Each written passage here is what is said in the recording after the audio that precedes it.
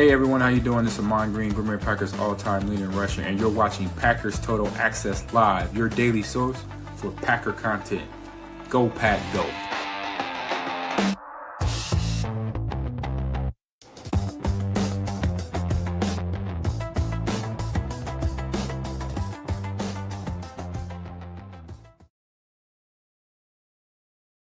What's up, guys? Welcome into the PTA Postgame Show. My name is Clayton. You can check us out on packernet.com. Find me on Twitter at Packers_access. Joined alongside Jacob in Wisconsin. We got Tim in Green Bay. We'll have Emilio joining us shortly. He got mom and pops in town, man. That's an exciting time. Get a big dub out here for his Green Bay Packers, and also have the family coming in to visit for the early holidays as the Packers get the victory here, 23-6. It's final.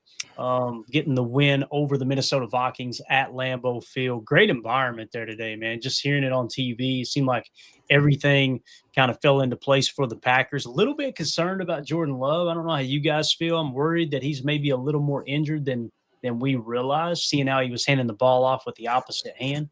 But how cool is it that the Green Bay Packers can go out there even with the quarterback banged up? And what a huge game there. Absolutely awesome. We're watching the Detroit Lions, New York Giants game too, and Jameis Winston is cutting them up, boys. They've scored – how many points they scored now, Jake? 27? Is that right? That is correct. They just made an unbelievable pass, about a 40-yard bomb down to Theo Johnson after Winston should have been sacked, and he made some famous Jameis-type maneuvers, and 1st and 10 now in the red zone. And by the way, if you're looking at the box score for the Giants-Lions game at some point and you see Jameis Winston as a receiving touchdown, that is a true story. So it's just been an absolutely wild affair there. 27-24 with 4 minutes left. We'll bring you guys a little bit of action here as they hand the ball off. About a 3-4 yard gain there. So back to the Packers, 23-6. Jordan Love. To me, it seemed like he wasn't himself today. He darted a pass down the seam at one point. You seen him hand it off with the opposite hand. And I know people on Twitter are going to do what they do on Twitter, talking about we're not aggressive enough, we're too conservative. The idiotic commentary by Greg Olsen to show him handing off with the opposite hand. I don't know what's going on. There's something weird there. And then turn around and say, they're playing this too conservative. Buddy, if you had 2 brain cells that rub together, you'd realize that's why they're playing it conservative. And Emanuel Wilson, Tim, I'm just going to give you the floor. 28 carries, 107 yards, 2 touchdowns. I think I counted at least 4 explosive runs, maybe more than that. Those are runs of 10 yards or more. But what do you think about E. Wilson today, man? Try to tell you about my boy E. Will. Unbelievable. Actually, I totally believe it. I was waiting for a moment like this. This is what you want to do. Maximize your opportunities when you got to step up. We needed to give Josh a week of rest. This game on Thanksgiving is not going to be any easier. I thought he played damn good football today. And honestly, I thought our O-line, they blocked pretty well. Run blocking looked pretty doggone good to me today. So I'm happy for Emanuel Wilson, well over the century mark, a couple tuds, just great to see it, man. He deserves it. Yeah, got to see some Anthony Belton in there today as well, and it looked like he was mauling at one point. That's exciting news there. I want to hit this real quick. Dark Arts Poker in the chat says 4 yards. The Vikings had 4 yards of offense in the second half. I put the team on my back, dude. Jeff Halfley was dealing out there. We got Emilio joining us now. Emilio, Devontae Wyatt, 2 sacks. Micah Parsons, 2 sacks, right? Evan Williams with a pick. Can we take a second and talk about Isaiah McDuffie? Game ball to Zay McDuffie today for sure.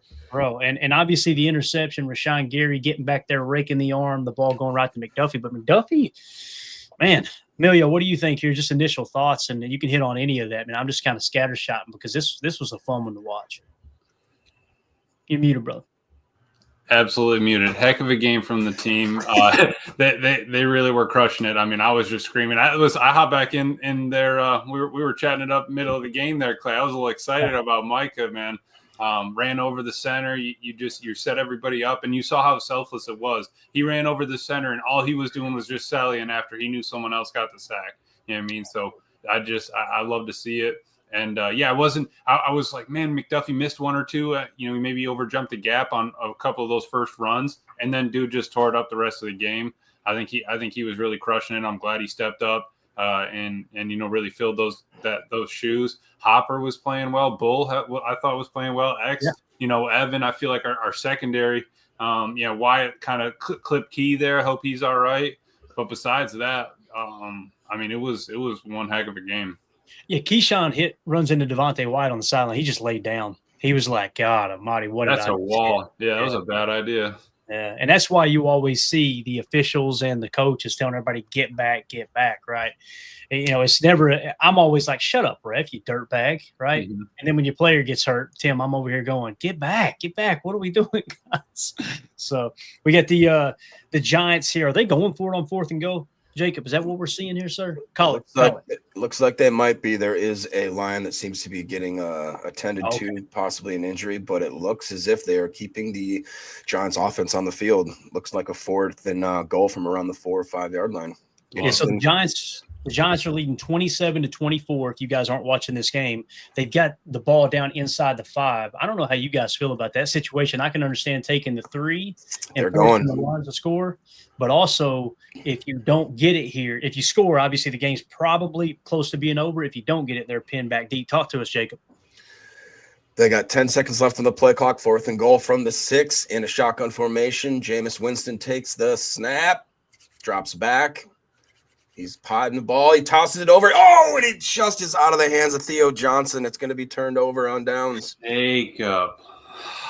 Wow. All right, so the Lions are going to get a chance to go, what will it be, 97 yards, something like that, Jacob? Am I thinking right? 94 yards. Gotcha. So we'll keep an eye on that. We'll continue to talk Packers here, make sure we don't miss anything.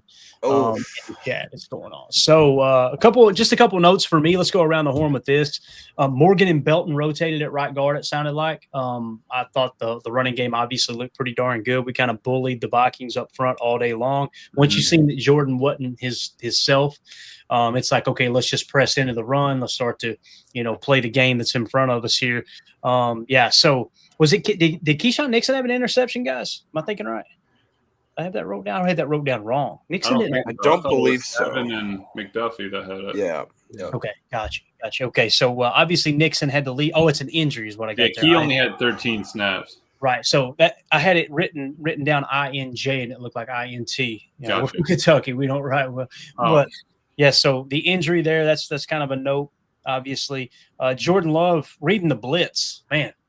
He knows exactly where to go with the football when the other team blitzes. I think where he struggles from time to time is when he's got time to sit back there and overthink it a little bit, right? Mm-hmm. But boy, they would show blitz, they'd fire the blitz, the ball was coming right out to Watson. That throw to Wicks over the middle. Oh, yeah, layered it.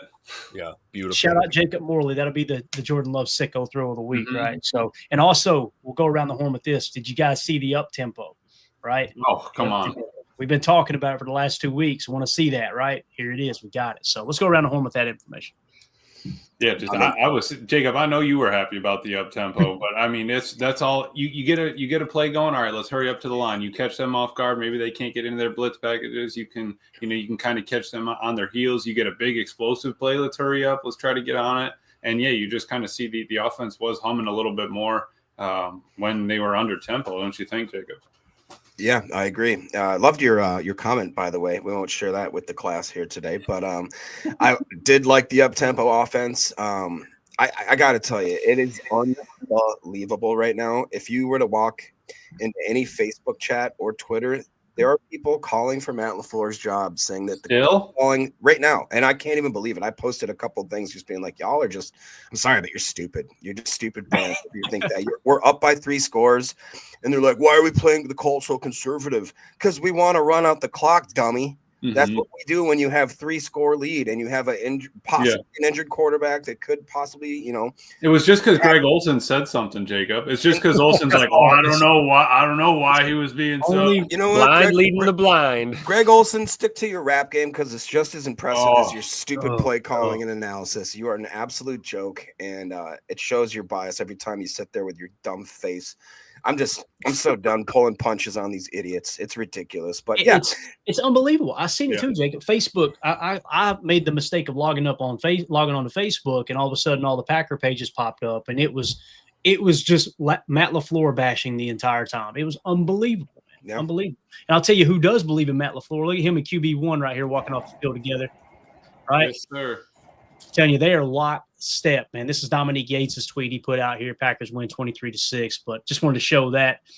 There was, like I said, something up with Love, too. And again, those people that are constantly calling for LaFleur's job. Last week, what was it? It was Rashan Gary's fault. You guys remember? Like, all right, we're not happy with Rashan Gary all of a sudden. And by the way, is somebody going to put some damn respect on Rich Bisaccia's name, or are we just not going to mention how the special teams are playing? We just great. Yeah, make money. Come on, Tim. Oh, yeah. I was not nervous at all. He actually played the win pretty good on that extra point. I thought he looked damn good today. Back to his old self again. And, yeah, put some props out there for Coach Bisaccia, man, because special teams was, as a unit, played probably their best football of the year today, I think, in this game. McManus, that one punt where, I mean, he drilled that thing and just the heads-up play to get that fumble back. Game changer, especially coming out of the middle eight, having the turnover battle. And we put together I would consider a team win. All aspects. Was it perfect on offense? No, but most games you're not going to get it perfect. We were literally, I would consider if you have 4 yards in the second half, I'd say that's a perfect half by the defense. Literally. I mean, it's insane. I mean, at one point in the third quarter, the Vikings had negative yards. Negative 22 yards, Tim. Yeah. So, I mean, that's a smothering championship level defense right there that you're seeing. Jerry with the super chat. Thank you so much, Jerry. The most tweeted phrase today will be, quote, "I always loved Emanuel Wilson." Yeah, you got that right. Everyone's a fan of Fort Valley State, right? Yeah. Oh, yeah, absolutely. We loved him coming out in the draft, right? Yeah, oh, yeah. Everybody did. You play with them on an NCAA, don't you? Oh, yeah. No, I had to, go into the community, and download it, but it was worth it. It was worth it. They're pretty nice. I love it, man. Now, listen, he had a hell of a ball game. And this, I always think every time that he has a flashy play, I think back to that preseason where Gary Ellerson was talking about Emanuel Wilson, like the cut that he made, bounced it out on the Bengals. How many preseason games do you remember the team they were playing in a specific play, right? But Ellerson said after that game, Gary Ellerson, former Packers running back, said, that's not normal. That's special right there, what he just did. And the way he was just shifty in the backfield, he'd get the handoff, just a little sidestep, guys would fly right by him, and he's upfield for 10 yards. It was a hell of a performance for sure. So, but thank you so much for the super chat, Jerry. We appreciate you. So a couple other things here I've got in the notes. Obviously, we mentioned Devontae Wyatt and his 2 sacks. Did you guys see him throw J.J. McCarthy 12 yards? Gosh, like a rag doll. Yeah, dude. Wow. Loved it. So that looked like Clayton taking out the trash on a Tuesday, right? That looked like Mandy throwing me on the front porch, reminding me to take out the trash. But Devontae Wyatt with 2 sacks. Matter of fact, I think I got the box score here. I should probably lean on that a touch. So Devontae Wyatt had 2 sacks, 2 tackles for a loss. Isaiah McDuffie had a half sack, had a quarterback hit as well. Micah Parsons 2 sacks. Warren Brinson with that other half sack. Let's go. Pretty cool there. And one that won't show up in the stat column other than just the solo tackle in the 3 tackles he had, Rashan Gary forcing that interception, which they did count it as a pass defended or deflection, however they say that. Nice. And Gary had 2 quarterback hits as well. So pass rush really, really showed up today, guys. And you could see it right off the bat. Let's talk about that for a minute. I'm really, really happy with the pass rush. And there was a couple of times, too. I don't know what J.J. McCarthy was looking at. He stepped up in the pocket, and I'm like, does he not see those big fellas right in his face about to smack him? Now, maybe he's got guts. I don't know. But it looks stupid to me. But I know this, man. They finished on just about every play that they were rushing the quarterback. What do y'all think about the pass rush today? I mean, to me, it's just right now you see a game where if there was any haters out there saying that Micah Parsons wasn't worth the money, I think that he's just absolutely answering that question very, very aggressively. You saw what also Gary did. Brinson having, like you said, his first half sack. Looking at Devontae Wyatt, I mean, that was just a hair away from being a safety there. I thought the guys just absolutely are showing out. And we talked about it in the pregame show about how, like, maybe they'll try to actually run at Micah. And they actually did. If you guys remember the first couple series, they were running Jonesy hard. And they were getting some traction in the run game. And then we just kind of tightened up. And after that, it kind of felt like that the defense took control of the game. And that's why I would also argue that some of the fans that are getting upset about, this or that type of play calling or being conservative, I think it's because that you got in the flow of the game and you kind of understood, at least I did, that it felt like the defense was dictating that control and that we felt confident in a defense that, hey, JJ McCarthy may be young and be talented, but he's just not there yet. And we can, if we know how to call a good game, we're going to control the rest of this game. And I think that's obviously what we did. But pass rush, I can't say more about him. I would just argue if I wish I saw a little more out of LVN. He looked like he hadn't played in a long time, which is literally what it was. But hopefully he's going to get a little healed up and then come back in on Thursday and maybe show us a little more.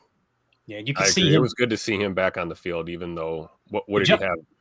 Like 5. I was going to ask you, Tim. Did you notice him limping off or something, Tim? Did you see him limping off? I didn't see it, but it doesn't surprise me. I think he did. I think I saw him on there. Who was that? LVN. Yeah, I saw him limping.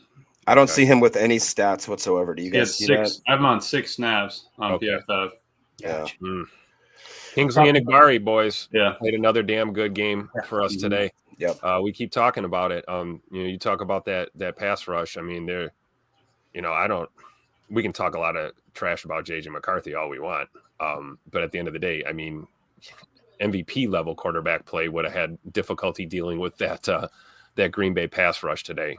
Those guys just did what, we talked about in the pregame about, don't break your contain, right? Mm-hmm. Hold your edges, don't break contain, good things will happen. And you saw that, I think McCarthy wiggled out of there maybe once or twice in that whole ball game before being dead to rights, and we didn't have guys, over pursuing, jumping out of their lanes. Everyone played very, within the scheme and within the game plan. And it showed, man, it really did. Yeah. I think one of the best stats that I saw is highlighted here by Dark Arts Poker. All right, let's go. He says Micah is the only player other than Reggie White to start his career now with 5 straight seasons of 10+ sacks. I mean, this podcast, I've said it. I think Clayton has said it. We were not trying to compare Reggie and Micah because they were just different style of players.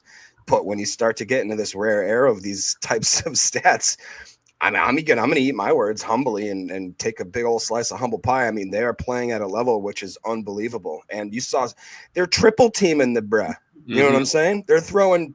I mean, it's insane the amount of attention he's getting, and he's still leading the league in pressure percentage and right up there in sacks. And it's just, he's worth every penny. Jacob, you only get that kind of triple team attention Friday nights, right? I mean, Micah gets his Sunday afternoons too. Come on now.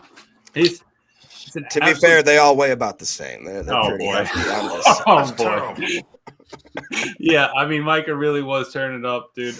And let me just read this. Number 1 right now, these are all prelims. Isaiah McDuffie with an 87.8.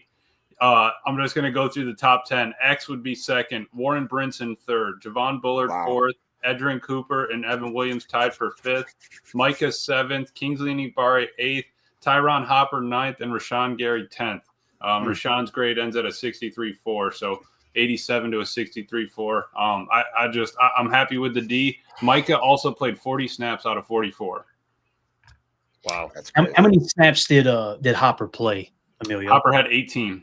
18. And okay. Rashawn had 32. I mean, is that enough for him to not get yelled at? Because actually, Clay, that's like 7 less than earlier this week. So you might actually get yelled at for not snapping enough. Unbelievable, man. Unbelievable. I'll tell you what else is unbelievable. This might be the shot of the day right here. I got to be careful, all right, because of the telecast. So we're going to go quick. Jacob Morley tweeted this out. LMAO, the crowd too, everyone understanding the assignment. You ready for this? Look at the Packers leading the skull chant. Oh, no. Get off the screen real quick. So you love to see that, obviously. Jacob Morley, man, he never. All right. Good one, fellas. Just to no, Emilio, stay on. Get out of here, Emilio. You don't want to be here, Jacob. No, stay on. At 3rd and 10, just was an incomplete pass. 33 seconds left. The Giants are still ahead, 27-24 on the Lions. Got a 4th down. They're going to have to go on a 4th down. Why don't you stick out? You're good luck, man. Okay, all right. I'll hang on here. I'm wearing the Tecmo Bowl too, Clay. So Mandy should be happy. We got the dub in it, so maybe the Giants can pull one out here for us. Listen, Mandy is in Greenville right now shopping. And, we got the Life 360 app, so we know if you need something, where you at, if you broke down, whatever. I popped it on. I'm like, damn, she's been gone forever. Where are they at? It's her and her mom and her sister. They've been in the same store. I'm not kidding you, for 3 hours. 3 hours. 59-yard attempt. It is up. It is just barely good. They just tied it up. I should have left. Emilio, it's your fault. Appreciate you, fellas. Good win, Pack, baby. We needed that. Defense is killer. 6 points. I mean, Hey, Come on tell the now. Pops we said thank you for my We'll do. We got a big game for him tonight. We're watching that here this afternoon. So Tell SA we said go Cowboys tonight. We'll do. Appreciate you, fellas. All right, see you, buddy. See ya. All right, now that Emilio's out of here, we can talk. Dang it, Emilio. He's still in here. Hold on. All right. So moving along here, I'm going to continue to comb through social media. We talked about McDuffie a little bit already, had the half sack and the interception. Evan Williams with another pick, right? Evan Williams with an interception. You'd love to see that. So I'm sure his grade will be a pretty good grade going into tomorrow. Man, Victory Monday is going to be awesome. We're going to have so much to dive into. It's not even funny, especially with I was surprised, Tim, how many Viking fans were still talking trash today. Like, oh, that doesn't surprise me. Going into this game, no information fan base. Come on, they're going to talk. Yep. Unbelievable, man. Unbelievable. Jacob, you're right up there, man. What's the vibe like? Have you left the house? So you probably haven't left the house today, have you? I haven't, but I'm in a group chat with more than my fair share of Vikings fans. To be fair, the ones that I know, I think they were kind of more realistic about the capabilities of JJ and what he does, but I think they're more surprised that defense, really didn't.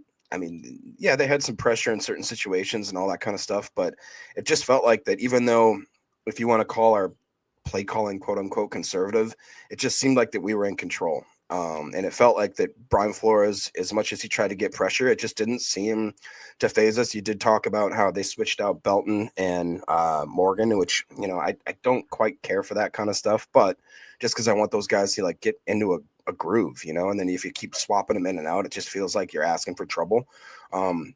That being said, I thought that the offense, did what they had to do and actually kind of exposed Brian Flores' defense. And then once we got into a position where we could control the game, yeah, I think we did kind of coast, but I'm fine with that in a divisional game where we have 4 days until we play our next divisional opponent in a big high stakes type of scenario. So I think people need to think about that as well. Dang, it looks like that Bates is calling that the Bears actually did win. So that is, yeah. Mm-hmm. Yeah, we'll go around the league here in a minute for sure. And you mentioned short week, right? And Tim, I see you nodding your head.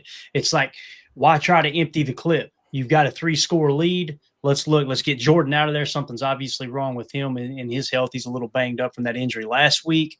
And then on top of that, it's looking like this Lions game is going to go to overtime. So they're going to be playing an extra quarter of football before they have to play us on a 4-day week as well, right? Yeah. And Emanuel Wilson running his ass off all day. It was working. Why, the fact that they did not bail on that approach is really what makes me proud of this football team, is that Matt didn't get away from it. You can be a greedy fan and want to see, 50-yard bombs to Christian Watson all day long. That's fine until one of them gets tipped for a pick and you've just crapped the bed and given a bad team momentum. Yep. No, I'd rather, keep that commanding, dominating performance going. And yeah, was it the prettiest? No, I don't know. Unless you really like football, right, Clayton? I thought it was beautiful, right? Hell of a game today. And again, it was good to see our big boys up there on that O-line run blocking finally. Look really good. And again, I had them as 6-point favorites. I think the line was actually 6.5 or 7, depending on where you were looking to get it at. Yeah. So they more than cut. My God, they doubled that, right? So what else do you want? That's what I have to say for those fans, for all the Facebook fans. And I gotta be real, they're in the Packernet Facebook page. What did you expect? What did you want to happen? Like what I love, and I'm genuinely asking people, what would make you happy today? Would you had to win by 40? Would you have had to win by 50? Would you have been okay with a 1-score game, but Jordan Love needed to throw for 300 yards? Like I'm genuinely, I don't know, man. I don't get it. It pisses me off that we even have to talk about this after a division win where you won 23-6, but again, the only thing I know to do is just stay away from Facebook, man. It is crazy because I was late. I like to watch the antenna version because it is a little quicker than anything delayed on the other metrics of watching it. But they had a screenshot where they're showing Jordan Love's percentage as a 3rd down quarterback, Jordan Love's percentage against the blitz, the Packers defense in certain situations being either 1st or 4th, and the offense being 8th and 9th. And it's just like, we're sitting here listening to our own fan base complain as if we are looking like the Cincinnati Bengals, or if we're looking like, this year's like Titans or something like that. We are absolutely leading the league in so many metrics that it's unbelievable. I mean, we're sitting here with a coach that's, what is he now, Clayton? 11th overall in winningest percentage. I mean, what are we doing? We'll try to update it tomorrow, but yeah, he is now probably right around the top 10 in winning percentage all time now. And again, you go into a game here where this is a team that beat you twice last year. Okay, let's call it what it is. You're without your starting center, your starting running back, your first round pick wide receiver, right? Like, look at how many people are. I mean, you lose arguably your number one corner in Keyshawn Nixon in the first quarter. Yeah. You're without your number one linebacker, at least your mock linebacker, your green dotter, right? Yeah. In Quay Walker. I mean, it gets to the point where it's just got to be trolling. That's what it's got to be. It can't. You can't make comments like that logical. You just can't. It's the people that want to be. And I'll tell you what it is. And me and Ryan have had discussions about this. He's tweeted about it. I've tweeted about it. We've talked about it. He's talked about it on his podcast. Fans are more interested in having their overly emotional takes at certain parts of the season be correct than the team being successful. They want to be right. Like the ones who dogged Matt LaFleur when they lost 2 games in a row, right? They still want that to be true while hoping their team wins. But at the end of the day, I'm going to find every fault I can with this coaching staff, right, to make them look bad so that I come out like, see, I told you guys this is how it is, right? I think it's more of that. I honestly do. But again, I think we've spent enough time on that. It drives me insane. McManus, was he 3 for 3 today? Tim, am I thinking right, man? 3 yes, for 3? He was.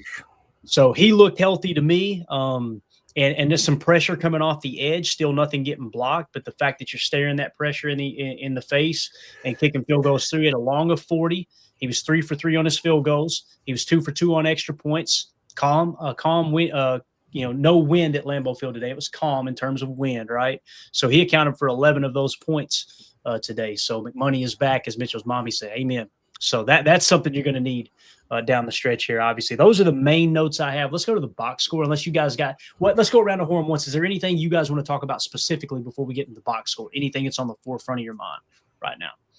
I just think, to the McManus thing, 3 for 3. Obviously, that's 100%. Didn't go to much school, but I know that that's true. 2 for 2 in extra points. 11 points are from McManus. Great effort. And then you look at the big old stallion from frickin' Ireland, and you got yourself Daniel Whelan, 4 punts, 109 net, averaging 47.5, but 3 of them are inside the 20. And obviously the most important one, that fumble that got back, was it at the 6, I believe. That guy is, I think, one of the most underrated punters, if not the most underrated punter in the league. He just consistently comes in and week out and puts us in good position to flip the field. And I think more people need to put a little more respect on his name. Yeah, Lions are getting the ball first here in overtime. It's 27-27. Goff's coming on the field. Obviously, it's going to be a 10-minute quarter here. We'll keep you guys up to date on that. Obviously, we are Giants fans here. Tim, is there anything you want to hit on before we dive into the box score? Does anything kind of stick out to you that maybe we didn't cover up to this point, man? Yeah, I think we'll look at the numbers, but I thought with Keyshawn going down, I thought Kamal Hadden did a pretty serviceable job. Great point. Backing him up today when we needed snaps. I mean, we haven't seen much of him at all this year other than maybe the occasional special team. Oh, no. Assignment. So thought he looked pretty good. So shout out to Kamal Hadden. You got to be kidding me. And just like that, it's over. Oh, God. Jameer Gibbs just housed one, right? And you guys correct me if I'm wrong. The rules are for a touchdown on the first possession. It's over, right? That's over. It's over, I believe. Yeah, maybe. Or is it? No. Do they get a shot to match it? Is that what it is now? Yeah, unless it was a score on the kickoff, right? No, you're saying it was returned, or is this a play? No, he just run. Yeah, he just run up. They got the first possession. They scored. Oh yeah, if it's a touchdown, I think that's over then, right? It's a touchdown. Yeah, they're not celebrating. Kick the extra point though. I don't understand these new rules, bro. Okay, well then, they do get one chance to possess the ball apparently. Because remember, they had it like the old way, and then the playoffs was the new rule, and now I think they've brought the playoff rule over to the regular season. And as soon as we figure it out, it'll change again anyway. So exactly. I wish they would go with the college look. That's just I love the way the college football does it. Both teams get a shot, and if it lasts for another hour, who cares, man? Who doesn't want extra football, right? As the Dark Arts Poker says, each team gets one chance, no matter because there for a while it was okay. If one team scores a touchdown first, it's over, right? But if they kick a field goal, you get a chance to match it. It's like, can we just stop with this nonsense? Stop. But hey, this is famous Jameis's time to shine right here, man. We'll see how it unfolds. Let's go to the box score and hit it. You guys keep an eye on the chat before we start anything. Actually, let's hit this one real quick, as Coach Lynn says, Belton flash big time at guard. I thought so too, Coach. And then I want to say there was a couple tweets that I read where some of the Packers beat was saying that his protection broke down or something. I could be wrong there. Well, I'm excited about looking at the tape. I'm sure you are too. But yeah, I thought it was cool to see Anthony Belton out there, Jacob, at right guard, because he looks like a mauler to me, man. Yeah, I mean, it definitely kind of lends towards the argument of kind of we want to be kind of more road graders, and that was him when he came out. That was one thing we knew for sure about Belton is he is a physical, aggressive, tough guy that can definitely finish plays. Maybe the thing that we had to maybe worry about was some technique issues with him, and I think that he's kind of started to shore that up a little bit. Usually, I believe he was playing more tackle, but to be honest with you, I liked what I saw of him out of right guard, and at this point, I would much rather have Belton at right guard and maybe have Morgan playing on that left-hand side just because they both seem to be more comfortable. I believe Belton was predominantly a right tackle in college. I could be completely wrong. Chat will let me know if I am. And then I know for a fact that Morgan played almost his entire career in the left-hand side at that left tackle position. So I just, I feel like maybe we're asking guys to do stuff that's just kind of not in their wheelhouse. But for once today, it really felt good to see that offensive line against a good defense actually moving them around pretty awesome. Yeah, leave it to the negative part of the fan base to find the two plays that, Big Escalade missed a block on or something. When the bulk of the snaps that he played was really good, high quality football for us today. Definitely. Chewy says a million people just searched the NFL overtime rules in 19 seconds. So there you go. Got a 2nd and 10 coming up here for the Giants. They're obviously going to go down and try to match with the touchdown. But I'll tell you this, I feel a lot better about the Packers' chances of beating the Lions after the way they played today, because they played like cheeks today, man. It was right. Now, don't get me wrong, the Giants played well, too, but they're not going to drop 34 on the Packers defense. So they're going to find themselves in a damn dogfight on Thursday. And again, I feel like we played conservative today in terms of holding people out.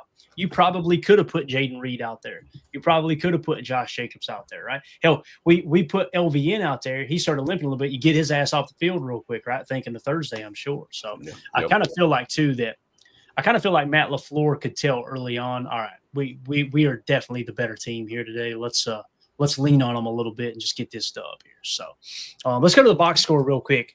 J.J. McCarthy, the chosen one, right? 12 of 19 for 87 yards, 2 interceptions. He was sacked 5 times for a loss of 35 yards.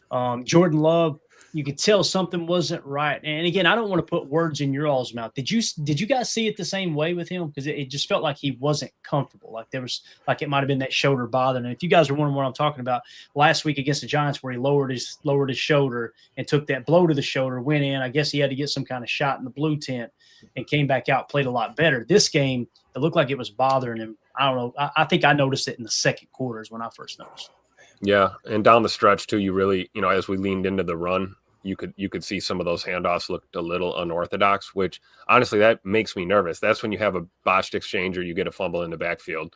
But I thought Jordan protected the ball pretty well considering. But yeah, clearly he's not comfortable handing off with his non-throwing hand, and I don't know if that's due to the shoulder injury that he sustained last week. But bottom line, found a way to run the offense and get it done though.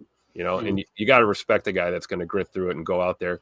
Yeah, 139 yards, no tutters, whatever. He didn't throw any picks either, and we protected the football and we put points on the board and, we'll take it 23-6. We'll take it all day.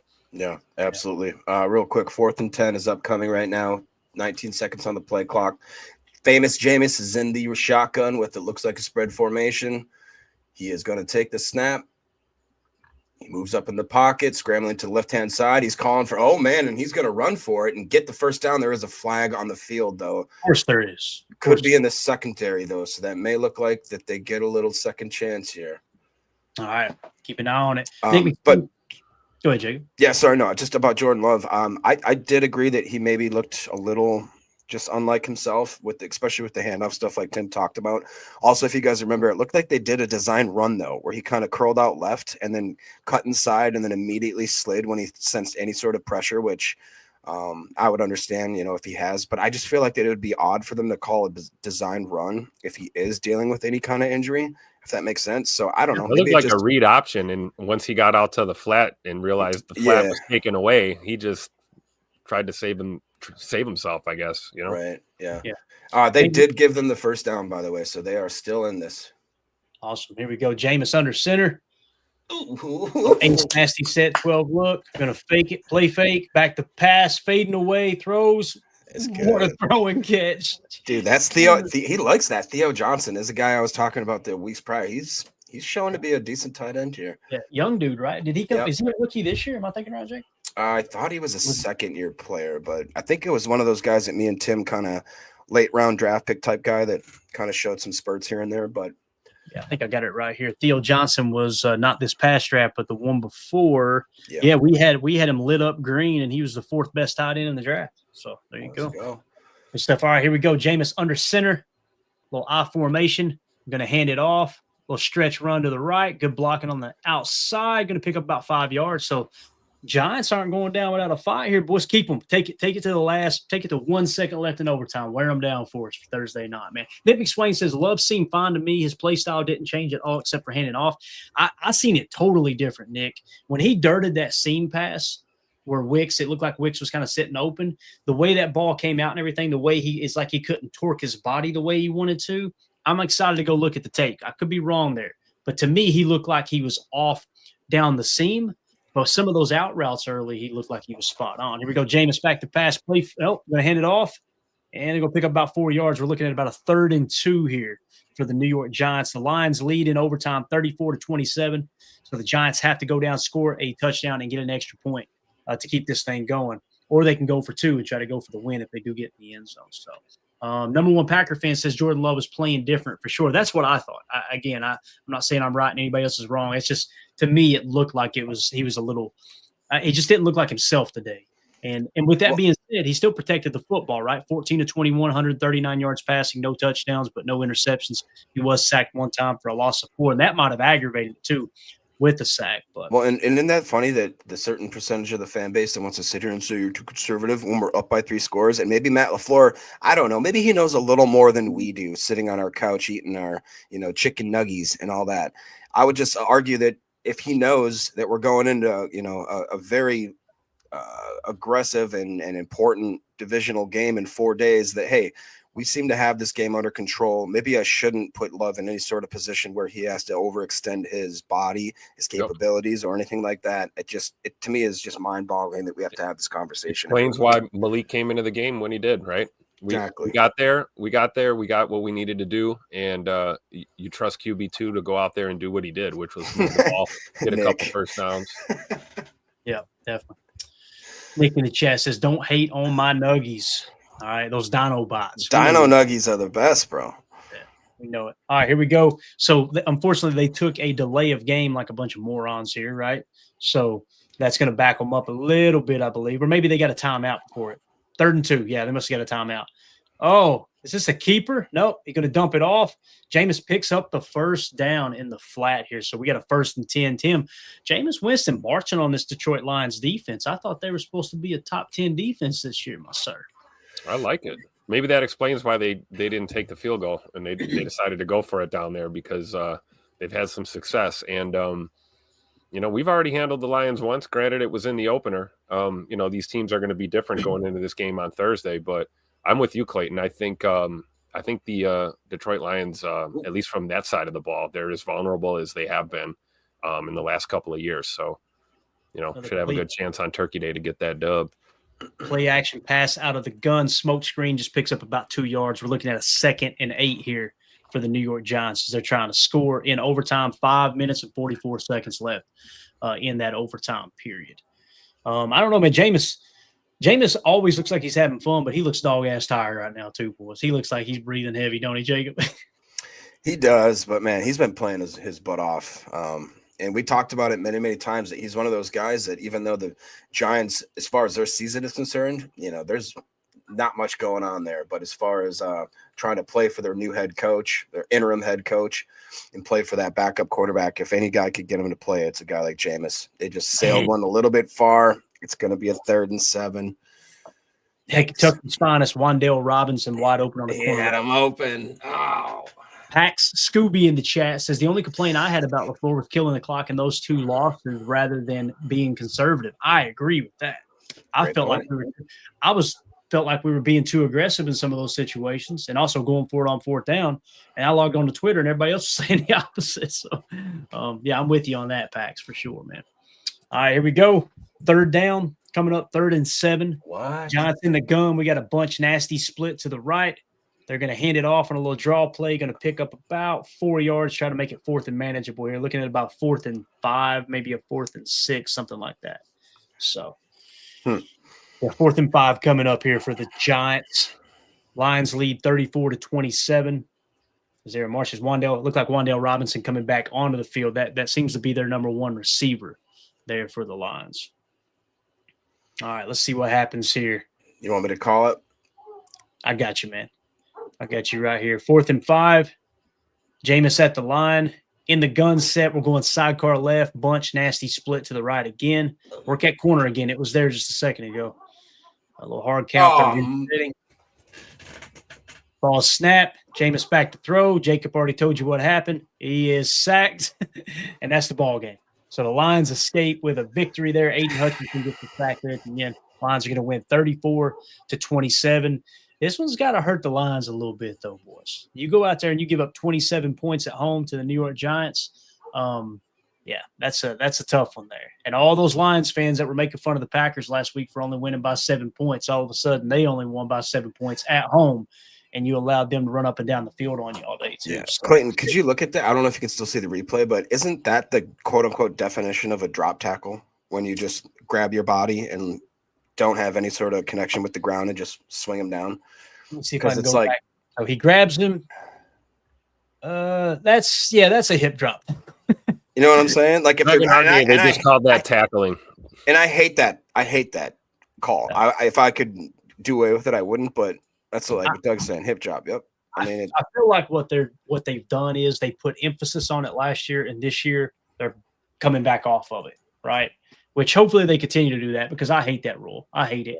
But when you see your guys get called for it, and then the other team doesn't, or a division rival doesn't, makes me want to smack somebody in the mouth. I'm just telling you. So, all right. So we got that in. Let's go to the box score. Let's go rapid fire here. Then we'll go around the league and talk about what the playoff picture looks like currently. All right. So we talked about J.J. McCarthy. Jordan Love, 14-21, 139 yards passing, no touchdowns, no interceptions. He was sacked one time for a loss of 4 yards. So, again, just kind of one of those things with Jordan Love where you wasn't really overly trying to inflate the passing numbers. You realize real quick, okay, we are the better team. Let's just jump out here and get an early lead and hold on to the lead. So Emanuel Wilson, player of the game on offense, in my opinion, 28 carries, 107 yards, 2 touchdowns, had a long of 12, but he had like 4 or 5 explosive runs, which is really good to see.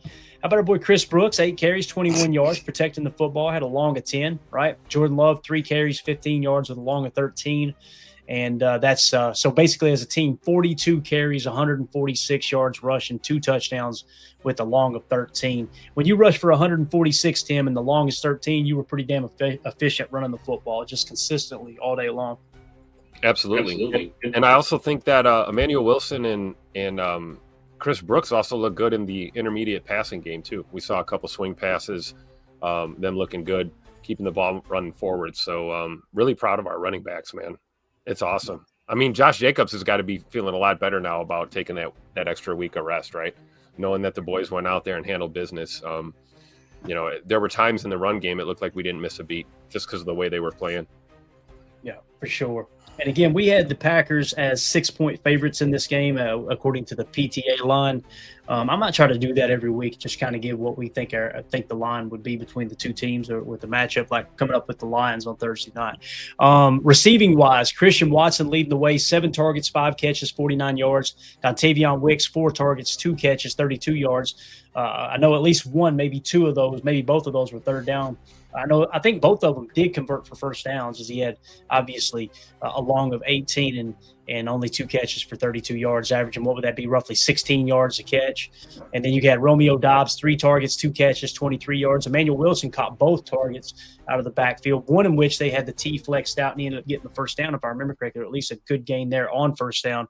So that's good to see him catching the football out of the backfield. John Fitzpatrick, 1 target, 1 catch for 11 yards. Musgrave, 2 targets, only 1 catch for 7 yards, but he had a huge invisible yardage play with the pass interference where he beats the guy on the wheel route down the sideline. That's the stuff that really goes unnoticed in the passing game. Josh Wiley, only 1 target, 1 yard. So the most difficult 1-yard gain of his entire life. You guys see that play? Holy cow. Was it like a one-handed grab and then he kind of just... I mean, yeah, all of that for a yard. God bless him. And then Fitzpatrick, we got to talk about Fitzpatrick. That one reception, that 11 yards, was out of the Tuck Norris school of tight endery. And he ran through an MF space on that play. I don't know if you guys saw that one. Big shout out to John Fitzpatrick playing big boy football out there. Log it. IROC says we didn't need 27 to win. LOA, it's so true, right? And that's what's crazy is it's you look at the score and it's like, okay, yeah, you could have won this ball game scoring 14 points, and then you still got fans, even though you scored 23 on them. You got fans that think that's just absolutely insane that you should have scored more points. But moving on to defense, Isaiah McDuffie leading the way, 6 solo tackles. He was all over the joint, half a sack, also had an interception. Evan Williams, 4 solo tackles, 1 tackle for a loss. He had an interception. Kobe Wooden with 3 solo tackles and a tackle for a loss, which, by the way, did you guys see on General? Did you see it on Michael Parsons' sack? Yeah. He saluted the general. How cool is that, man? That's something I look forward to seeing the rest of the year. Adrian Cooper, 4 tackles, 2 solo. Tyron Hopper, 4 tackles, 2 solo. Devontae Wyatt, boys, you're going to have to split 3 different game balls on defense, I believe, but Devontae Wyatt had a damn game, man. 3 tackles, all 3 solo, 2 sacks, 2 tackles for a loss. That dude was all over the place. And he also won the shot put award, throwing J.J. McCarthy what seemed like 12 yards when he sacked him. He just tossed him like a rag doll. Jacob uses that move when he's got to kick people out of the club, right? Yes, absolutely. That and the hip drop. So, yeah, you're right. Yeah. The hip drop's a move you use on the pole. Let's be honest here, man. All right. Did you not see Bates's comment? What did Bates say? Oh, no. Oh, I can't find it now, but it was basically that's what Jacob says he likes the hip drop at the pole. Oh, here we go. No, he said, we know those hip drops are the club, our money makers. You know it, man. Scared money don't make money. All right, the Eagles just took the early lead on the Cowboys, 6-0, pending the extra point there. A.J. Brown finally gets him a touchdown, so hopefully you did start him this week in fantasy. All right, Godsmack AR69 with a super chat. Thank you, buddy. He says, man, I'm getting sick of the Bears, Devils, luck this year, playing an Aaron Rodgers-less Steelers. Hopefully they'll get theirs at Philly next week. That's going to be a different ball game at Philly for sure, man, because there was a couple times there during that Bears game it looked like they were going to lose that ball game to a Mason Rudolph there behind the scenes. And again, when we looked at that game, I kind of felt like the Steelers would be 4-point favorites, but I didn't feel like they ran the ball as much as they should have. And right out of the gate, we talked about if you lose the turnover differential, you're going to lose that game. And I think it was like in the first quarter, we seen them already drop a turnover. So with that being said, the Bears continue to take the ball away and protect the football. Although that Caleb Williams, you guys see him get sacked in the end zone? Strip sacked in the end zone for a touchdown for the Steelers. That's vintage Caleb Williams. I counted it. 6 seconds he had the ball. 6 seconds in his hand, standing in his own end zone. It's going to bite him in the ass, I'm telling you, as they play better teams on down the stretch. But thank you for the super chat, guys. Matt, completely agree, man. The luck will run out pretty soon. You got to tip your cap. They're winning the ball games, but at the same time, man, it's going to run out sooner or later. So, all right. Also on defense, let's see here, Micah Parsons, 2 sacks on the day, right? Kind of led the charge, and he kind of created that spark. Jacob, you notice there when he got his first sack, the defense really came alive. It felt like, man, he is the spark plug. He is the gas that makes that motor go here on defense. Yeah. I hate to admit, but I wish Amelia was still here so I could hear some snap counts, because it feels like they're starting to understand that, hey, this guy is capable of playing a larger majority of the snap counts, and he is just a difference maker. And he does. It doesn't matter what he's doing. If he's on the edge, if he's doing that kind of Joker mug look that you've talked about, I mean, he is, which is absolutely insane. Do you see how aggressive he is? He's barreling through centers and guards like they're nothing. We didn't really see that until towards the end of the game, really in the second half they started, if I'm not mistaken, right? He was pretty much firing from the edge most of the game, and then we started working him into those Joker looks, and it was like you could just see the influence that he had on that Vikings offensive line. They didn't know what to do or how to deal with that. Yeah. I agree. One other thing here, I want to hit Biz 1987. Are haters forgetting how many offensive stars we had out this game? I'll take 23. That's preach. They don't want to hear anything, Biz. They don't want to hear a damn thing. It doesn't matter what your rebuttal is. Their argument is always going to be, yeah, but, right? Again, a win is a win, and I love it. To me, it's making them, it's shining the light of mediocrity on those fans that are being overly negative, and they're starting to look like a bunch of idiots. Is what's happening. That's slowly happening as time goes on this season, and we get a little later into the league calendar year here. So Warren Brinson, how about that with a half sack? You'd love to see that, right? My man getting on the stat sheet there, and then Kingsley. That one with him and McDuffie, right? They split that one. Yeah, definitely. And Kingsley Nigbare with a tackle for a loss, a huge tackle for a loss. That was on that fourth down stop, right? Am I thinking right? Yep. So you love to see that. And again, interceptions, McDuffie with one, Evan Williams with one. So the Packers with 2 interceptions. So what it comes down to is the middle eight that was tied 3-3. We won the turnover differential 3-0. You win the turnover differential 3-0, you end up winning the ball game 23-6. You turn around and ran away with it. I feel really good about Savion Williams returning kicks. I'm not expecting him to break one, but he's always going to get you a nice little game there. He averaged 24. His long was 25 today. It just seems like more times than not, Savion Williams, I don't worry about him protecting the football either. He's not going to cough that thing up on kick returns. He seemed very, very aware of that. Yeah, did you see him double clutch there on that one, going to the sideline? Like he's not getting peanut punched again. It's not happening. Yeah, definitely.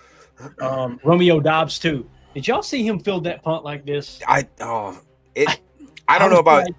I don't think I've ever seen anybody field a punt like they were catching a pass. That blew my mind, man. I was like, and I wasn't worried about it. When Rome's back there catching punts, I do not worry at all. I'm not expecting a big return, but I'm not worried about him catching. When he That's the answer to the all caps tweets you see. Why is Romeo Dobbs returning punts? Because he's trusted to catch the damn ball. That's why. And we saw that today, right? Yeah. And he did have a long of 16. That one return was a nice little punt return too. Yeah. I will say that to both y'all's points, I think that he is probably back there because they trust him just to secure the catch. I don't want him back there. Like I just see him with the Guardian helmet and him. He's a little bit more of delayed where he kind of decides to make his cuts. It's just I don't want to risk somebody of his caliber back there returning kicks, but at the same time, I don't know who else we got to throw back there. So right now, I think he's doing the Lord's work. And same thing, like you said, Clayton, when I saw him, when the hands went up, I went, oh, no. And then he just grabs it, picks it out of the air, and starts moving forward. And I'm like, oh, okay. Yeah, there you go. All right, so Brandon McManus, we talked about 3 for 3 on field goals with a long of 40, 2 for 2 on the extra points, tallying 11 total points today. And Daniel Whelan, I feel like we just need to stop talking about it. I mean, he's just so freaking money that he never misses. He never misses 4 punts, 190 yards, 3 punts inside the 20, and a long of 63. This dude, I feel like we may have the best punter in the league. Am I being too generous there, Tim, or do you? I don't know. I've been saying it for 2 years, so I agree. You're not going to get an argument there. Sign him to a lifetime contract already. Let's go. Yeah. And then another note here, we'll go ahead and close that out as BRE. Be remarkable, maybe? Maybe. Anyway, in the chat, thank you so much. Says, hadn't held up well, it appears. I agree. And I seen him on a run stop there once. Came firing in and made a tackle. I was like, damn, who was that? It was Haddon. So maybe Kamal Haddon or one of these guys that can fill in. I think we're expecting Keyshawn Nixon back fairly soon. They probably didn't bring him back because of the short turnaround, because they said he went off the field. They took him into the blue tent. He had a stinger. They took his shoulder pads off him. And then I think it was like 5-10 minutes later, they said his shoulder pads were back on and he was trying to give it a go. So I think he'll probably be back. Man. Yeah. But that's the same thing that happened to Quay Stinger, right? And he missed this week. Although I think we would agree, if he didn't have that short turnaround coming up, Quay probably would have played, So I agree. Yeah. So it's just nice to see Hafley kind of utilizing that depth and you get these backups in and the team really doesn't fall off that much, So it's a testament to his coaching, obviously. Yeah, I thought Haddon played well. I really do. And you look at we talked about Evan Williams, with the pick and everything and how he looked in the back end of that secondary. I thought Evan Williams played great against the run today. Oh, yeah. They were buzzing him down in the box, and he was making plays, man. So fun to watch, 33, man. Yeah, and just real quick, Haddon, 4 tackles, 1 solo. I thought another guy that maybe a little underrated, Tyron Hopper out there, 4 tackles, 2 solo. I thought that he looked good also in some special teams plays as well.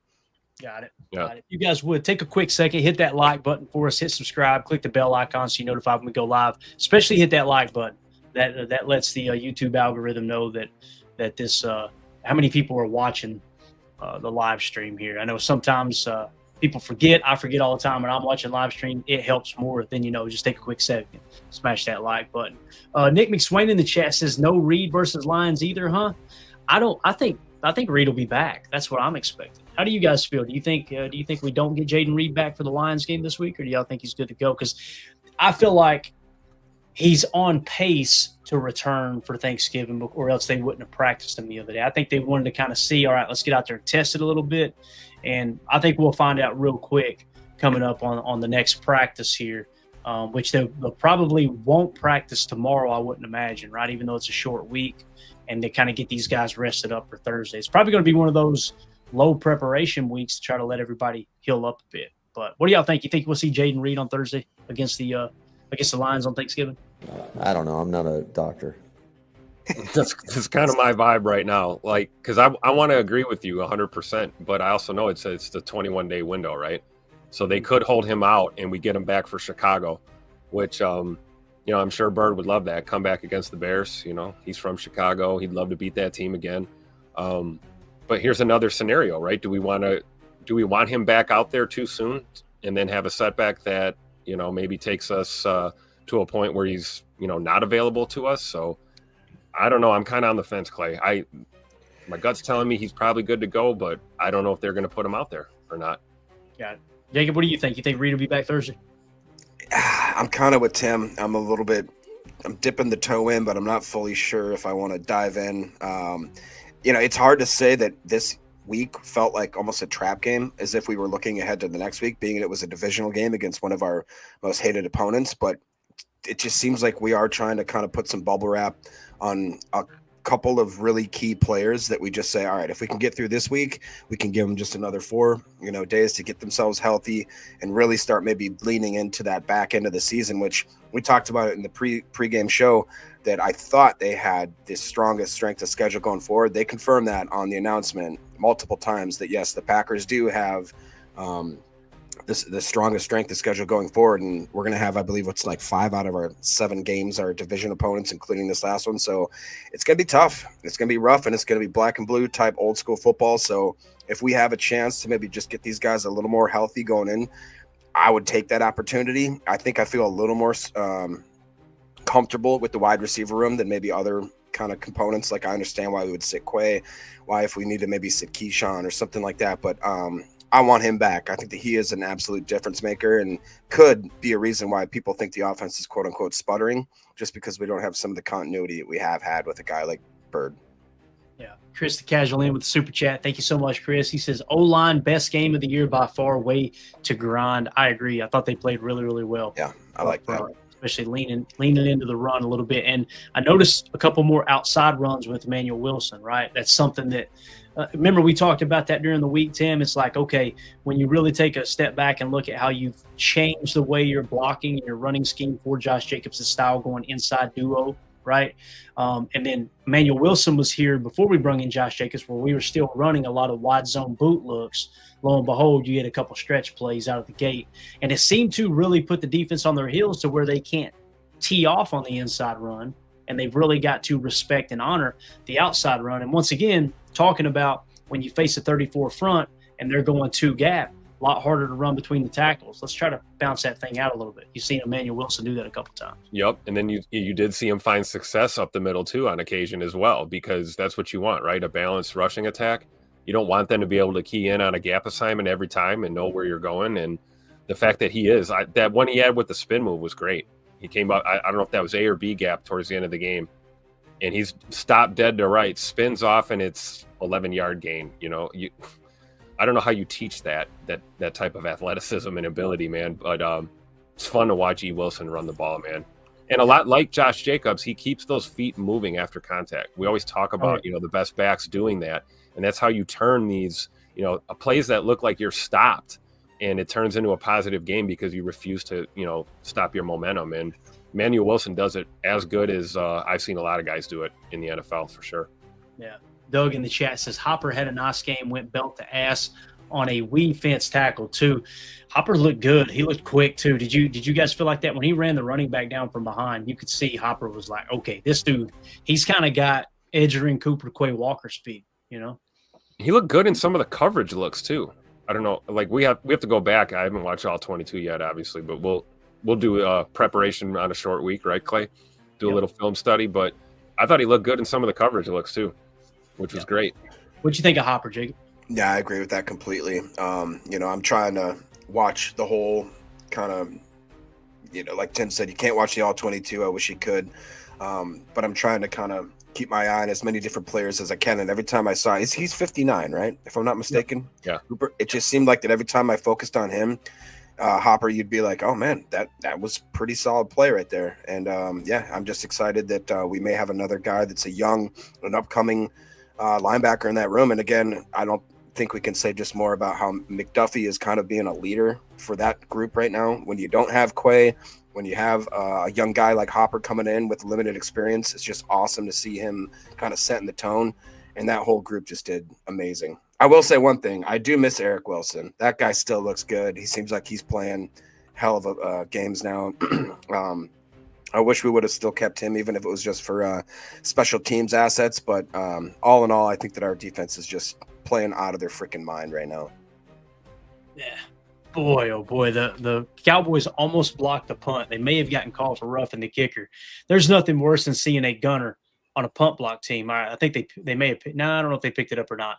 But anyway, he's saying he tipped it. They're keeping the flag down, but he didn't lay out to block it. He just kind of, what are you doing? You got to sacrifice your body on that, man. So we'll see if they pick up the flag. I don't think they did. Bad call there. So Eagles getting it almost at the 40-yard line after the penalty. So we'll keep an eye on that one as well. Obviously, we want the Cowboys to win that ball game. So the Eagles fall to 8-3, and also for SA over there. So yeah, completely agree though, Doug. I thought Hopper had a good game. I'm eager to get into the tape like Tim was talking about. Layers 805 in the chat says, "Dang, didn't realize Jay Jettis was playing today. Boy, they erased his ass, didn't it? It's funny when you ain't got a quarterback throwing the football. All of a sudden, Jay Jettis ain't looking that good. So I can understand his frustration. I don't know if you guys want to add anything to that or not, but that's a good point. I was going to bring that up. 4 receptions, targeted 6 times, 48 yards, averaging 12, had a long of 19. I barely remember seeing him, you know what I mean? And that's pretty impressive to shut a guy like him down. Because even if I was out there throwing him footballs, he's so good that he'd probably snag, a couple of them out of the air and make some plays with them. So I thought our defense did pretty darn well. I think it's more of an, another way to look at it too would be, the way we talked about how our pass rush was playing. The guys up front. Yep. I mean, really, there was no rhythm whatsoever to that Minnesota offense at all. And upper echelon receivers like a Justin Jefferson, man, if you're not in rhythm offensively, it's really hard to really go out there and do your thing. And I think he had one really nice grab on a completion from JJ early in that game. But that was about it, and it's like, I wonder, is he thinking of better days? Is he wishing he was still catching passes from Kirk Cousins or, Mr. Darnold, or, the frustration was real. You could see it. Somebody just real quick in the Doug 7451 says Jay Jettis, did Addison play too? He did. He had 0 catches for 0 yards, averaging 0 yards off of 1 target. I don't know if you guys know, but that's good. Terrible. That's what pretty about good. Naylor? Did Naylor get anything? Naylor was 0 for 0, averaging 0 off of 1 target. So, and how about Hawkinson? Hawkinson, he was their second best, but he had 4 receptions, 19 yards, averaging 4.8 off of 4 targets. He had a long of 5. Even their guy, Mr. Adam Thielen, I don't know if you guys remember him, 1 target, 0 yards, 0 receptions, averaging 0. So there's a lot of zeros there. A lot of zeros. Built their ass. BTA. There it is. Thank you, sir. Ron Sample, been a member for 17 months, says 1 more win in the North than last year already. That's a wild stat. Let's look at it here real quick. So you've already got 1 more win in the NFC North than you did last year. Up next, you got the Lions. That'll be a North game. You've got the Bears. That's a North game, right? Let me drop that down real quick. Thank you, Ron. And you got the Bears again in week 16. That's a North matchup. And then we got the Vikings again last game of the season, right? So you're looking at 4 more opportunities to get wins there. So, yeah, that's a great point, Ron. Yep. Great point. So we're in the gauntlet, though, right? I mean, look at our next matchups. These are not gimme games, right? You got the Bears, you got the Lions, you got Denver. These next 3 are going to be tough games. Right. If you got 2 losses that you can afford here, right? We talked about it's going to come down to 3 games, in my opinion. At Detroit on Thanksgiving, at Denver, week 15. Who listen, they've had their hiccups too. And then Baltimore, week 17. Now, I'm not trying to overlook the Bears. You could lose one of those games as well. But those 3 games are the ones it's like, if you can win the games you should win and steal one of those 3, you may look up and have a 12-win season here, right? I could see that happening, but we'll keep our finger on the pulse so we get a little longer in the season here. Deadfish says, can't believe the Giants did not kick the field goal on 4th and goal, which would have put them up by 6. That's what happens when you're out of the playoffs at 2-9. They are 2-10 now. Deadfish, I could not agree more, man. And playoffs? Thank you, Coach Moore. I understand the golden rule of if you're inside their 5 or inside their 10, you're pinning them back so far that it's really going to make it hard for them to go down and score. But just take the damn points. How many times are teams going to do this every single Sunday, man? I don't understand it. It's why the Lions have found themselves in this situation now where they're constantly struggling every week. Like, they could not compete against the Eagles because they just constantly refuse to take those field goals. It's absolutely insane. So I'm with you there, Deadfish. Doug says, speaking of teams, how about our man Zane? Dude, Zane, high football IQ play, recognizing that guy coming out to try to block him after he decided he wasn't going to grab it. You grab a hold of that dude and you drive him back into the ball, right? And I love that Greg Olsen slipped up and said Peter on the telecast, and then said what was it? He said Peter, and then he went or whatever it is they say, and he had another term for it. He caught himself. So if you guys don't know what that means, just go ask ChatGPT and say, hey, you know what? Let's have some fun. Let's see if ChatGPT does it here. Y'all want to have some fun here real quick? Let's do it now. Yeah. Let's see what he says here. Here we go. This is my guy, right? May have been the funniest thing Greg Olson's ever said on a analysis. Right. Don't talk for a minute because he'll pick you up. Here we go. Hey, man, why do players in the NFL or in football in general yell Peter on special teams plays, specifically punt returns? Yeah, absolutely. So when players yell Peter on special teams, especially on punt returns, it's basically a code word that means fair catch. It lets the teammates know that the returner is going to catch the ball without trying to run it back. It helps avoid any fumbles or risky plays, and it keeps the ball safe for the offense. It's pretty common across the league. Bro, you got that wrong. Sorry. So when ChatGPT goes wrong. Now, if you do say Peter, they got to treat it like a fair catch, meaning everybody get the hell out of the way, right? Don't block. So he got that part right. But it obviously means don't touch the football. Everybody get away from the football. Treat it like it's a There you go. That's what it means. So, Like a what? Greg Olsen caught himself earlier, but yeah, high football IQ play by Zane Anderson. That was absolutely all. As soon as the guy stepped up, I literally came up out of my seat and said, drive him into it. Like grab him, get inside the frame so you don't get called for a defensive holding on special teams, and steer him into the ball. And that's exactly what he did. Who recovered that? Who ended up recovering that part? It was Zane, wasn't it? Yeah. Zane pushed him back into it, and he recovered the ball. I'm almost positive. Double check that, guys. I thought so. Did Zane fall on that ball? Yeah, he did. Yep. Great call, Doug. Great call bringing that up, man. I'm glad that definitely would have gotten lost in the notes here. Michael with the super chat. Appreciate you, buddy. He says, can we put some respect on 52's name? Love his game today. I counted 3 run stops, and I could be wrong, where he was in on run stops. And then, of course, he had that strip that the ball flew out and McDuffie ends up getting the interception. So I'm with you, Michael. I think you're one of about 6 of us that acknowledge Rashan Gary's playing good football every week. But it is what it is. But yeah, completely agree with that, man. 52, I thought he played good. He had 3 tackles, 1 solo, a pass deflection, and 2 quarterback hits, and obviously basically forcing that interception. So absolutely great game from Bane Gary. On what I think Emilio said, 32 snaps too. So that efficiency percentage obviously increases the less snaps you got there. So he was very effective. Good eye there, Michael. Appreciate the super chat, buddy. Dark Arts Poker says Thanksgiving feast on lion, early December feast on bear. We eating delicacies, gentlemen, served with a fine wine or a fine Wisconsin beer. There ain't nothing better than Wisconsin beer, man. Belt the ass with a Wisconsin beer. Sign me up. Sign me up. All right, let's go around the league real quick. Y'all want to do it? Let's hit it. Do this real quick, get an update. We'll look at the playoff simulator. We'll get the heck out of here. So going around the league, we will do it in no particular order. I'm just going to hit refresh one last time here, and let's do it. So obviously the Bears end up defeating the Steelers 31-28. They improved to 8-3. They're 4-1 at home. The Steelers fall to 6-5. They're 2-3 on the road. If you're wondering what happened there, Aaron Rodgers did not play in this game. He was kind of a game time scratch, I guess you could say. So Mason Rudolph, 24 of 31, 171 yards passing, 1 touchdown, 1 interception. He was sacked twice for a loss of 12 yards. So he played pretty efficiently when you look at that, other than the interception, which obviously is a huge play in that regard. Caleb Williams came out and played pretty damn good today, guys. 19 of 35, not very efficient in that regard, but 239 yards passing, 3 touchdowns, no interceptions. He was only sacked 1 time for a loss of 10.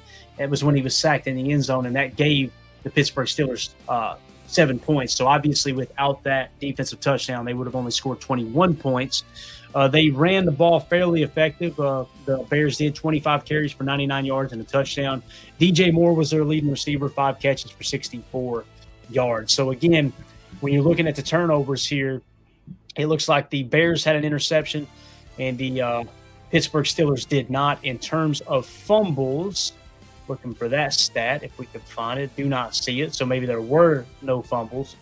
Doesn't look like it. So the Chicago Bears win the turnover differential 1-0, essentially, right? So you're probably going to win that ball game. So, yeah. Caterpillar says you called the under on Mason Rudolph's passing yards. Good call, Clayton. Yeah, we hit the under on that, thinking they would try to run the football. So I don't even remember what the under was, but he was definitely under. What was it, like 218 or something like that, Jacob? It's like 216 and then fluttering with 218. Yep. There you go. So, all right. So the Bears get the win there. Jacob, are you any more concerned with the Bears running away with the North, or do you kind of feel like this is another fluky win? Because sooner or later, we do have to acknowledge they're winning these close games, man. Yeah, I mean, it's at this point in the season, you have to acknowledge that their record is their record, and they're playing. I think Caleb is starting to settle into being more of a respectable NFL quarterback, but you still, like to your point when you talked about how the guy still holds the ball, the guy still makes some boneheaded plays, and to be honest, I do think that I think there's some statistics and metrics out there. Maybe if Bates is in the chat or something like that, they statistically are one of the luckiest teams that has happened in a long time. And there's going to be some negative regression going forward. And although they may enjoy their time at the top of the hill, I think that we're charging up. We're going to rip them, throw them down, push their face in the dirt and pee all over them like bullies do. And I'm cool with that. Mm-hmm. Tim, you got anything you want to add to this Bears win over the Steelers here, 31-28? Yes, the Bears still suck. Thank you. You heard it from a fan right here. All right, moving along. The Patriots beat the Bengals 26-20. This was a lot closer than people thought, right? So the Patriots improved to 10-2. They're 6-0 on the road. Mike Vrabel's got that franchise humming right now. The Bengals fall to 3-8. They're 2-4 at home. So again, the Patriots get the win 26-20. The game we just talked about, the Giants at the Lions, goes to overtime. The Lions get the overtime victory, 34-27. You can see kind of how it started. The Giants outscored them in the first quarter, 10-0. Giants came roaring back, scoring 17 in the second. However, the Giants scored 10 there, so they were leading 20-17 at halftime. Both teams were blanked in the third quarter, and then, of course, the Giants scored 7 points in the fourth quarter. The Lions scored 10, sent it to overtime, and the Lions get that Jameer. Jameer Gibbs is a hell of a running back, boys. There's no denying that. That's good. Yep. Look at this right here, though. Somebody come look at this. Jameis Winston, 18 of 36, 366 yards passing, 2 touchdowns, and 1 interception. Dang. And also, Jameis Winston had a 33-yard reception for a touchdown that he broke a tackle at like the 8-yard line and went in for the score. So Jameis Winston out there putting up Travis Hunter numbers. I can't say that without laughing.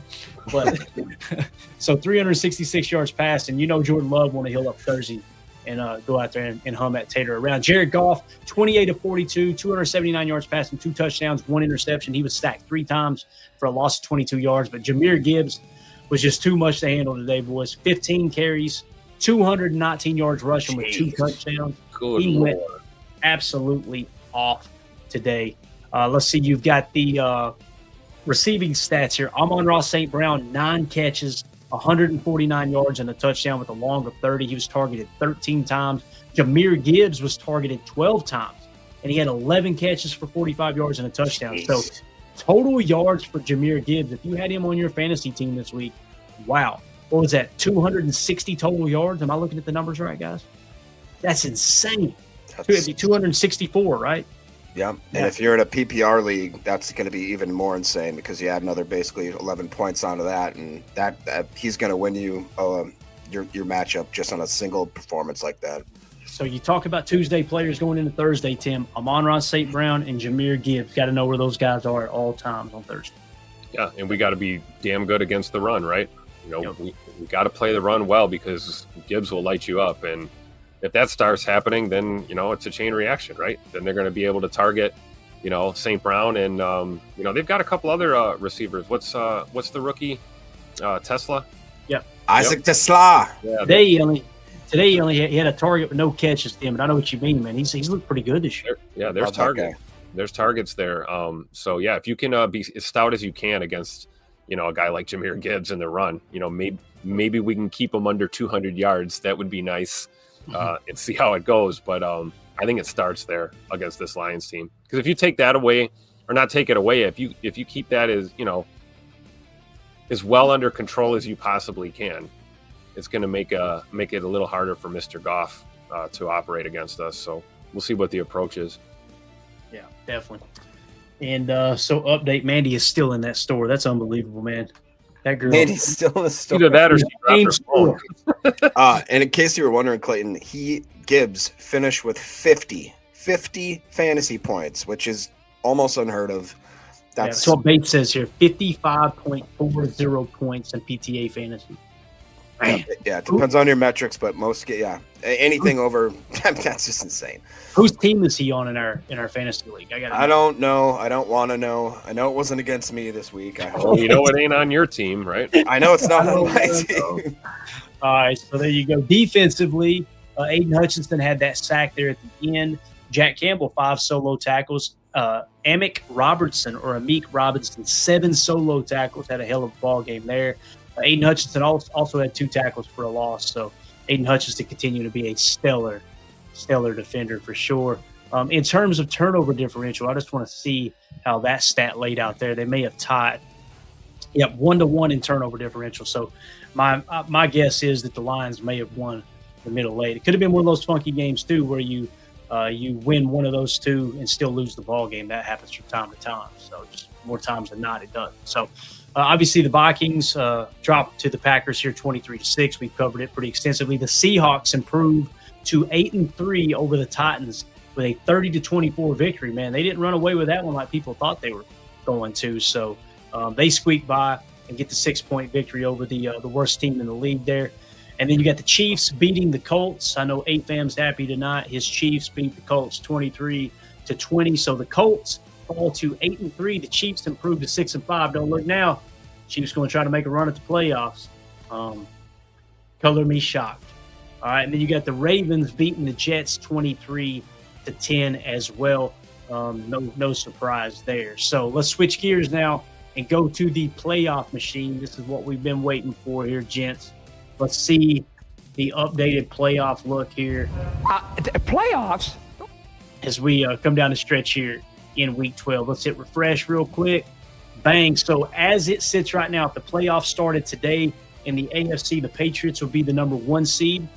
The Broncos would be the 2 seed with the Jacksonville Jaguars and the 7 seed traveling to Denver to play them in the first round. You would have the Indianapolis Colts being the 3 seed hosting the 6 seed Buffalo Bills. The 4 seed Baltimore Ravens would host the 5 seed LA Chargers. That's how the AFC looks. Switching over to the NFC. Now, keep in mind, there's some games going on right now. I think the Eagles are up 14-0 on the Cowboys. Sorry, SA. So the Eagles are the number 1 seed at 8-2. They would get the first round bye. The Rams are the 2 seed. They would host the San Francisco 49ers, who are the 7 seed, although 49ers have to play tonight, or actually Monday Night Football. It was funny watching ESPN trying to hop that game up too, like anybody wants to watch the Niners and the Panthers play. But again, the Rams are the 2 seed. They would be hosting the 7 seed Niners. The Bears are the 3 seed. They would be hosting us, the 6 seed Green Bay Packers, and we're just a half a game behind them right now. And then you got the Tampa Bay Buccaneers, or the 4 seed. They will be hosting the Seattle Seahawks. So you got some games that are taking place right now. Obviously, the Eagles and the Cowboys. So if the Eagles win, we know what happens there. They stay the number 1 seed. If the Eagles were to allow the Cowboys to come back and win this game, the Rams would jump to the number 1 seed. The Eagles would fall to the 2 seed. All right, with how that sits. So let's clear that back off. And then, of course, the Tampa Bay Buccaneers at the LA Rams tonight. That should be a hell of a ball game. Let's say the Bucs win. If they do, then the Bears jump all the way to the number 2 seed. That's how close we are to being the number 2 seed. We're a half a game out of being the number 2 seed right now. That's how close the NFC is at the moment. So that's if the Bucs win, and there would be the 4 seed. If the Rams win, however, they jump to the number 1 seed unless the Eagles beat the Cowboys, and then it would stay the same. But they've got a chance to climb up the ranks tonight, and the Bucs would still be the number 4 seed in that dreaded NFC South division. That is your walk around the league, your early look at the playoffs. Anything else you guys want to hit there before we get ready to wrap this big bear up? I just think it's a good point by Dark Arts Poker's comment. Said, is it just me, or is the league actually wide open this year? It feels, in my opinion, you guys tell me if I'm wrong, that it does feel like that this is one of those years where any person that gets into the playoffs on both sides of the, whether it be AFC, NFC, it just seems like on any given Sunday, these teams come to play and can be absolutely lethal. Yeah, definitely.